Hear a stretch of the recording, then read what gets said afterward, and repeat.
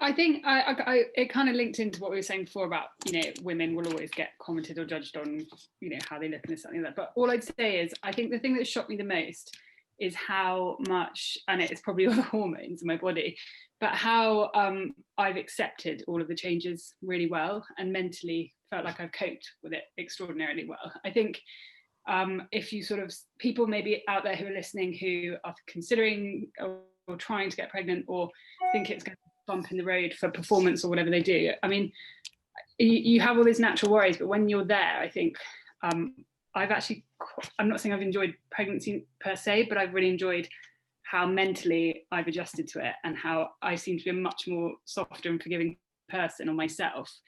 And I think that's really important because all these changes happen incredibly slowly. And I feel the same about the postpartum thing. I just know that, again, that my body's just working so hard for me and I'm still able to do all the things I love and quite a lot of all the training at the same time. And I've actually just got a lot more respect for myself and my body. And I think that's almost my biggest message is, I just don't overthink it and just keep doing what you're doing and listen. And actually it's quite a cool experience. And I'm equally looking forward to the other side and the recovery and what next year will bring as well. Susie, how about you? Can you say the original question again? I got so into what Emma was saying that I forgot. Hanging on every word. What have you? What would you like to share with people as something which is either positive or negative? It doesn't matter. Which is maybe a surprise for you. In terms of surprises to me, I think the main thing for me was early on in pregnancy. Like I felt I was so sick, and I hadn't expected to adjusting to feeling so tired and so sick, and not able to eat the healthy foods that I'm used to eating. I was making myself actually through the whole pregnancy, I haven't felt like eating as healthily as I normally do, and I've been making myself green shakes and stuff like that just because I'm not used to eating so few greens and colors of foods and stuff.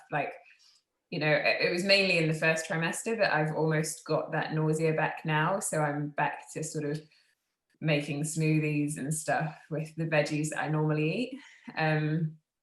That was a big surprise to feel as nauseous and as tired as I did. I just felt a little bit useless. How I've always thought, I just felt really lazy. And for me as an athlete to not be able to get off the sofa was a little bit odd. That was a real surprise. And especially as at the time, as Emma pointed to earlier on, there's not really any changes I was surprised actually how externally, there's not really many changes to your body for so long that, I kept on waiting for this bump, and it's you get to way past halfway in your pregnancy before you really see anything. And that's yourself. And then, when you're wearing clothes on top of that, it's sort of you're pushing towards 30 weeks before anyone would really be able to tell that you're pregnant. But meanwhile, your food, your taste of food is completely changed, your smell, your hormones are all over the place. There's some moisturizers I've had to ban Rob from wearing because I just can't deal with the smell. And that's quite shocking.